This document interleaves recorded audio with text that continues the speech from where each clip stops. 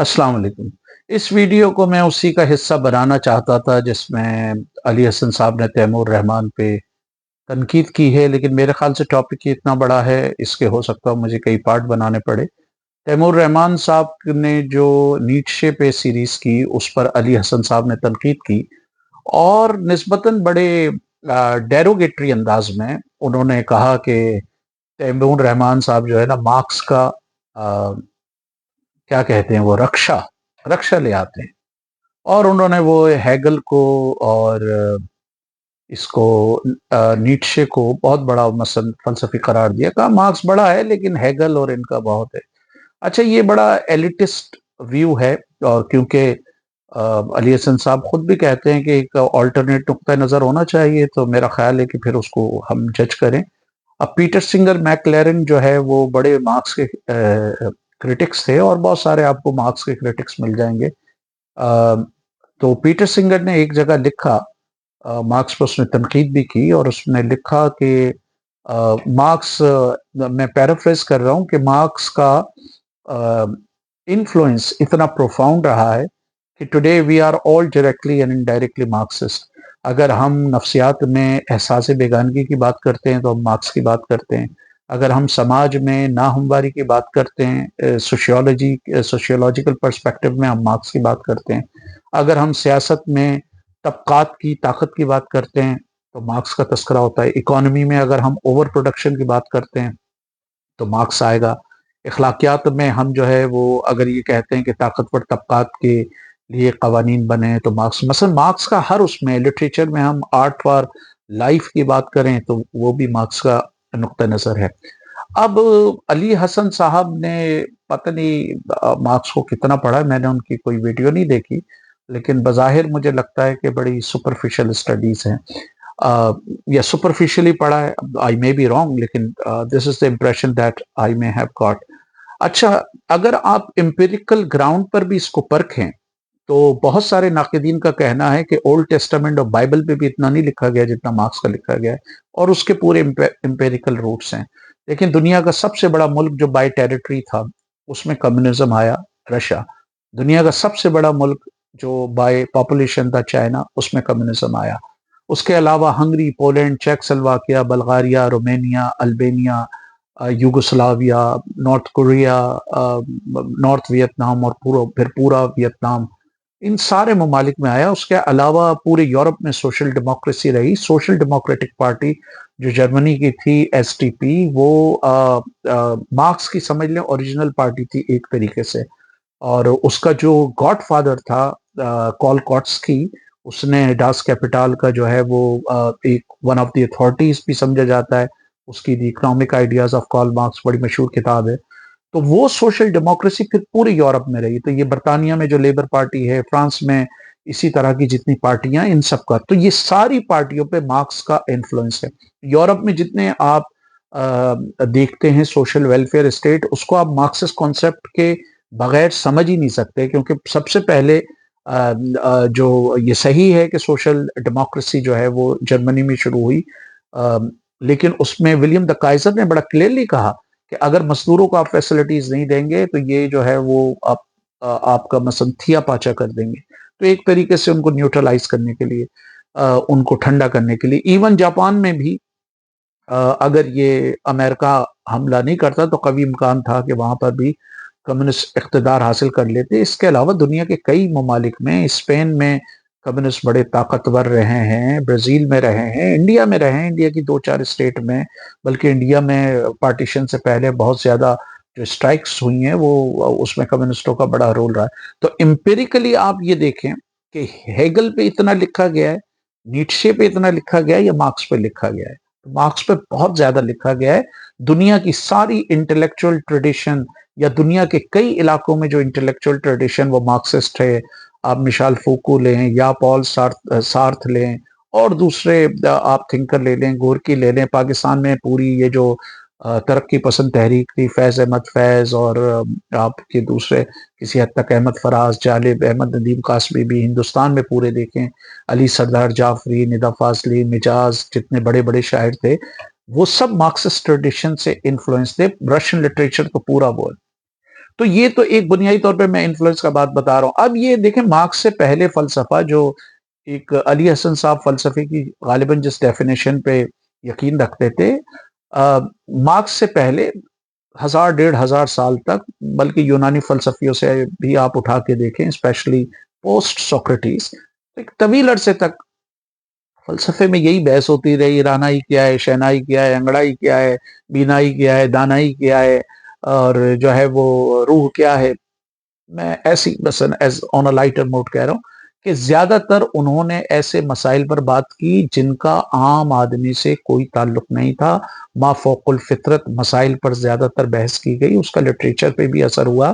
جیسے کالریج نے preface to لیریکل بیلڈ میں ولیم ورڈسورتھ کے ساتھ جو پریفیس لکھا، اس میں اس نے لٹریچر کا مصرف لکھا کہ اس میں ما فوق الفطرت چیزیں ڈسکس ہونی چاہیے.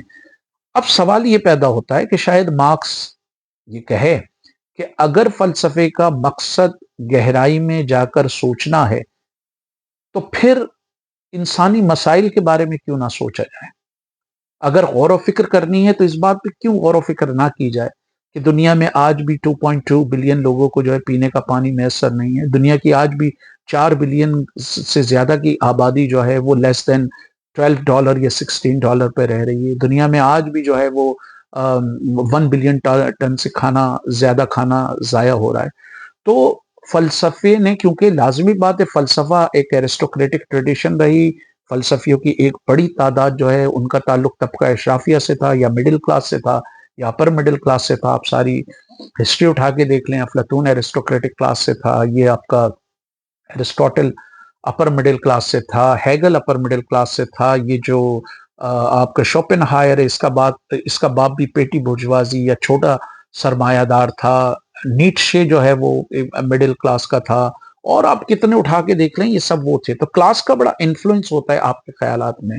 مثلا افلاطون جو ہے کیونکہ طبقہ اشرافیہ سے تعلق رکھتا تھا اس لیے اس کے خیالات بڑے قریب تھے. لیکن زینو کے بارے میں کہا جاتا ہے افلاطون ان اے وے غلامی کو جسٹیفائی کرتا تھا، سپورٹ کرتا تھا، ایرسٹوٹل سپورٹ کرتا تھا، لیکن زینو اس کا کنٹمپریری تھا، وہ غلامی کو غیر انسانی ادارہ کہتا تھا. تو اب ہم جلدی جلدی یہ بات کر لیں کہ دیکھیں بحث میں ایکسیپشنلائز نہیں کیا جاتا، جنرلائز کیا جاتا ہے. ہم دیکھیں جو مارکس کے دعوے ہیں، فلسفیانہ دعوے، کیونکہ مارکس کا تو پوری فلسفی کا ایمفیسس اس پر ہے کہ فلسفیوں نے صرف دنیا کی تشریح کی ہے، لیکن ضرورت اس امر کی کہ اس کو تبدیل کیا جائے vast majority of mankind, انسانوں کی بڑی اکثریت کے لیے. نیشتے کی طرح وہ ایسی تبدیلی نہیں چاہتا جو صرف اشرافیہ کی ہو، ایسا انڈیویجول نہیں چاہتا جو اشرافیہ کا ہو. تو میں دیکھتا ہوں کہ کتنے اس کے پارٹ بنیں گے، دیکھتے ہیں. چلیں مارکس کا پہلا دعویٰ لے لیتے ہیں. فرض کریں مارکس کا اگر یہ فلسفیانہ دعویٰ ہے کہ آپ جو ہے وہ لوٹ مار، انجسٹس، ایکسپلائٹیشن، استحصال کے بغیر امیر نہیں بن سکتے. علی حسن صاحب کو میں گزارش کروں گا مجھے کہیں پر یہ غلط ثابت کر کے بتائیں. مثال کے طور پہ آپ موٹی موٹی باتیں لے لیں. آج امریکہ دنیا کا امیر ترین ملک ہے، ٹھیک ہے. جب کرسٹوفر کولمبس بہاماس پہ اترا ہے تو ریڈ انڈینز کی 125 ملین پاپولیشن تھی، کچھ لوگ کہتے ہیں 50 ملین تھی، کچھ لوگ کہتے ہیں 100 ملین تھی، ٹھیک ہے.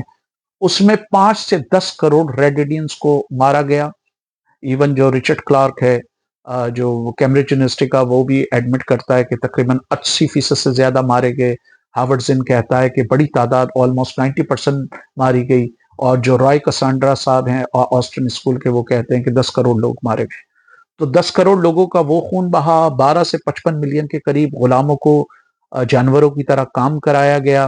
ملینز کی تعداد میں انڈینچرڈ لیبر لائے گئے جن سے جو ہے وہ جانوروں کی طرح کام کرایا گیا. اور آج امریکہ کا دنیا کا امیر ترین ملک ہے. برطانیہ بھی دنیا کا ایک امیر ملک ہے.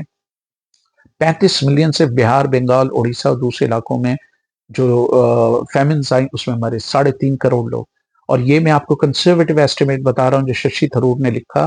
ابھی ایک اسپینش اسکالر ہے، اس نے دعویٰ کیا ہے کہ برطانیہ کے ٹائم میں 10 کروڑ کے قریب ہندوستانی مرے، ٹھیک ہے. 18-22 کالونیز اس نے بنائی افریقہ میں. اس کے علاوہ Latin America, Asia. $45 trillion according to research of Columbia University اس نے خالی ہندوستان سے لوٹا. تو امیجن کریں بقیہ جو لوٹ مار ہے وہ کہاں ہے. اسی طرح فرانس دنیا کا ایک اور امیر ملک ہے. 1 ملین سے زیادہ لوگ اس نے الجیریا میں اور انڈو چائنا میں مارے، صرف 18 ملکوں پہ خالی اس نے افریقہ میں قبضہ کیا، زبردستی ان کا خون چوسا، ان پر اپنا کلچر مسلط کیا، زبان مسلط کی، so called so and so forth. وہ بھی آج دنیا کا امیر ترین ملک ہے. اسی طرح بیلجیم، اگر دنیا کے ایک امیر ملکوں کی لسٹ بنائیں گے تو اس میں بیلجیم بھی ہوگا. بیلجیم پہ بھی یہ الزام ہے کہ اس نے 10 لاکھ انسانوں کے تو خالی ہاتھ کاٹے. ایک باپ اگر پلانٹیشن کا کام نہیں کرتا تھا تو ٹارگٹ پورا نہیں کرتا تھا، اس کے 10-11 سال کے بچے کو اس کے سامنے گولی مار دی جاتی تھی. افریقن آتھر لکھتے ہیں کہ 1 کروڑ سے زیادہ اس نے انسان مارے ہیں، اور یہ لوگوں کا ہے دعویٰ کہ تقریباً 10 لاکھ اس نے 10 ملین مارے اور 10 لاکھ سے زیادہ کے لوگوں کے ہاتھ پیر کاٹے. آج بیلجیم بھی امیر ملک ہے. اگر آپ کرونالوجیکل آرڈر میں دیکھیں، کیا یہ محض اتفاق ہے؟ آپ مارکس سے لا کے اختلاف رکھیں کہ 14 سینچری میں مانسی موسیٰ ایک جو مسلمان بادشاہ تھا، اس کے سونے کی دولت سن کر جو ہے پہلے پورچوگیز نکلے، پھر جو ہے آپ کے 1492 میں اسپینش نکلے. اب یہ دونوں ممالک لوٹ مار کر رہے ہیں. پورچگال نے 14 سے شروع کر دی تھی، انہوں نے 15 سے شروع کی. اور یہ محض اتفاق ہے کہ 15 سینچری کے اینڈ میں اور 16 سینچری میں یہی دونوں ملک دنیا کے سپر طاقت بھی ہیں اور سب سے پراسپیرس کنٹری بھی ہیں. پھر ان کے لوٹ مار کو جب یہ اٹلانٹک میں لوٹ کر آتے تھے، جہاز لے کر لوٹ کے لاتے تھے سونے چاندی کے، ایسٹیک مایا اور ان کا ایمپائر سے، ساؤتھ اور سینٹرل امریکہ اور دوسرے علاقوں سے ان کی دولت کو لوٹتے تھے ڈچ، جو وہ پائریٹس تھے. اور انہوں نے پھر اسی دولت کو لوٹنے کے بعد انہوں نے بھی دوسرے علاقوں پہ قبضہ کرنا شروع کر دیے، جاوا، انڈونیزیا میں اور دوسرے علاقوں پر، اور وہ بھی امیر بن گئے 17 سینچری میں. پھر اس پہ یہ فرانسیسی اور یہ برطانوی پائریٹس ان کی دولت کو لوٹنا شروع کر دیا، وہ بھی امیر بن گئے اور انہوں نے بھی کالونی بنانا شروع کر دی. ان کا ایک بڑا لٹیرا، مشہور لٹیرا برطانیہ کا فرانسس ڈریک، اس کو ایڈمرل بنایا گیا، اس کو نائٹ ہوڈ کا خطاب دیا گیا. اتنا لوٹا اس نے نیدرلینڈ نے، خالی یہ جو جہازوں سے، اور دوسری جو لوٹ مار کی کہ ان کا 50% سے زیادہ قرضہ، کچھ لوگ تو کہتے ہیں آلموسٹ 100% ان کا قرضہ اتر گیا نیدرلینڈ کا. یہی بات برطانیہ کے بارے میں کہی جاتی ہے کہ فرانسس ڈریک نے اتنا لوٹا کہ 50% زیادہ، اور کچھ لوگ کہتے ہیں بڑا حصہ جو ہے وہ ہو گیا. اب مجھے بتائیں علی حسن صاحب کہ کہاں مارکس کی یہ بات غلط ہے کہ آپ ایکسپلائٹیشن کے بغیر، ظلم و زیادتی کے بغیر، نا انصافی کے بغیر امیر نہیں بن سکتے، چاہے وہ ممالک کا ہو یا اس کا ہو. پھر یہ ہاورڈ زن نے لکھا کہ there could not have been any industrialization in North America and Europe if there were no plantation, and there could not have been any plantation if there were no slavery. کہ اگر north امریکہ اور Europe میں صنعتی ترقی نہیں ہوتی، اگر وہ پلانٹیشن نہیں ہوتی، اور پلانٹیشن جو ہے وہ غلامی کے بغیر نہیں ہوتی. دنیا کے سارے آپ بڑے بڑے بینک برطانیہ کے، اور یہ اٹھا کے دیکھ لیں، بڑی shipping company, insurance company, London stock exchange, اور یہ جو آپ کے بڑے بڑے، ایون یہ جو کالجز ہیں آکسفورڈ اور کیمبرج کے کچھ کالجز، ان میں بھی غلامی تھی.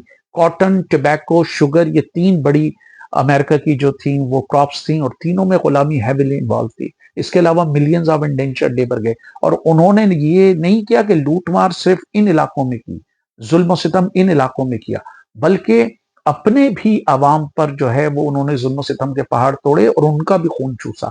مثال کے طور پہ جب دنیا کی دولت سکڑ کے لندن اور پیرس آ رہی تھی، اس وقت چارلز ڈکن ڈیوڈ کاپرفیلڈ لکھ رہا تھا 19 سینچری میں برطانیہ میں کچی آبادیاں تھیں، خواتین کو 12-16 گھنٹے کام کرنا پڑتا تھا. برٹش پارلیمنٹ میں ایسی ڈیبیٹس موجود ہیں جہاں وہ یہ کہتے ہیں کہ یہ 12 سال کا یا 14 سال کا بچہ ہے اور یہ 11 گھنٹے کام کرتا ہے، تو چلیں اس کے 9 گھنٹے کر دیں. تو مارکس کا ابھی خالی میں نے یہ ایک دعویٰ ڈسکس کیا ہے. مارکس ایک فلسفی تھا، لیکن مارکس بڑی معذرت کے ساتھ علی حسن صاحب جن فلسفیوں کو پسند کرتے ہیں ان کی طرح وہ عام چیئر کرٹک نہیں تھا. وہ خالی رانائی، شہنائی، انگڑائی اس پر نہیں کرتا تھا وہ بات. اس کا فلسفے کا جو کرکس تھا وہ یہی تھا، the point is to change the world. Philosopher نے صرف دنیا کی تشریح کی ہے، مسئلہ اس کو چینج کرنے کا ہے. تو اگر یہ بات سمجھ میں آئے گی مارکسس. لیکن مارکس کا فلسفے میں کتنی جان ہے وہ آپ آگے چل کے اور دیکھیں گے مزید پارٹس میں. ابھی میں نے صرف مارکس کا ایک ہی آپ کو وہ بتایا ہے کہ استحصال کے بغیر کوئی جو ہے وہ امیر نہیں بنتا. یہ میں نے ممالک کا بتایا. اگر آپ افراد کا دیکھ لیں، آپ پاکستان میں بہترین مثال ملک ریاض کی ہے کہ بھئی کیا ملک ریاض صاحب کے پاس، وہ تو خود اوپنلی، ان کے کئی ناقدین کہتے ہیں کہ انہوں نے جو ہے وہ زمینوں پہ قبضے کرائے، اور انہوں نے کہتے ہیں کہ ایک اینکر کو کہا کہ میں تجھے ایک چھوٹی سی دکان کھول کے دیتا ہوں، تو اسے ایمانداری سے چلا کے دکھا دے، میں تو اتنا بڑا بزنس کر رہا ہوں۔ پاکستان میں جو 22 امیر فیملی ہیں، آپ یہ سمجھتے ہیں کہ وہ جو ہے وہ انہوں نے بڑا وہ مزدوروں کو اور سارے حقوق دیے ہیں؟ اگر محنت سے ہی امیر بننا جا سکتا ہے، تو جو کسان طلوع آفتاب کے وقت اگتا ہے اور غروب آفتاب تک محنت کرتا ہے، اس کے پاس تو کھانے کے لیے روٹی نہیں ہوتی، اور جو جاگیردار تیتر اور بٹیر کا شکار کرتا ہے، اس کے پاس سب کچھ ہوتا ہے۔ جو سرمایہ دار اپنی ایئر کنڈیشن گھر سے، اپنی ایئر کنڈیشن کار، اپنے ایئر کنڈیشن آفس میں آتا ہے، اس کے بعد زندگی کی ساری آسائشیں ہوتی ہیں، اور جو مزدور دن رات خون پسینہ ایک کر کے محنت کرتا ہے، اس کو کچھ نہیں ملتا۔ تو افراد بھی آپ دیکھ لیں، اگر queen Elizabeth one of the richest women ہے ان دا ورلڈ، تو تاریخ کا کون سا ذی شعور طالب علم نہیں جانتا کہ ان کے کیا معاملات تھے؟ اور ابھی جیفری ایپسٹین کے کیس نے تو دنیا بھر کے امیروں کو ننگا کر دیا ہے۔ برنی سینڈرز نے ابھی کچھ عرصے پہلے 12 ٹاپ کمپنیز کے نام لکھے جن کا جو ٹیکس تھا وہ انڈا تھا، زیرو تھا، بالکل نہیں دے۔ تو انٹرنلی بھی سارے سیٹھ جو ہیں، سارے سرمایہ دار استحصال کرتے ہیں، خون چوستے ہیں۔ تو مارکس کی بات یہ کہاں غلط ثابت ہوتی ہے کہ آپ دنیا میں جو ہے وہ لوٹ مار کے بغیر، ظلم و ناانصافی کے بغیر، استحصال کے بغیر جو ہے وہ دولت جمع نہیں کر سکتے۔ تو ابھی میں نے مارکس کے ایک کلیم کو ڈسکس کیا ہے، آگے ہم مارکس کے دوسرے کلیم کو ڈسکس کریں گے، اور اس کے جو فلسفیانہ آسپیکٹ ہیں ان کی بھی سچائی کی بات کریں گے۔ تو یہ پارٹ 2 ہے علی حسن صاحب آن مارکس۔ آگے ہم پارٹ 2 3 دیکھتے ہیں کتنے بنتے ہیں اس کے۔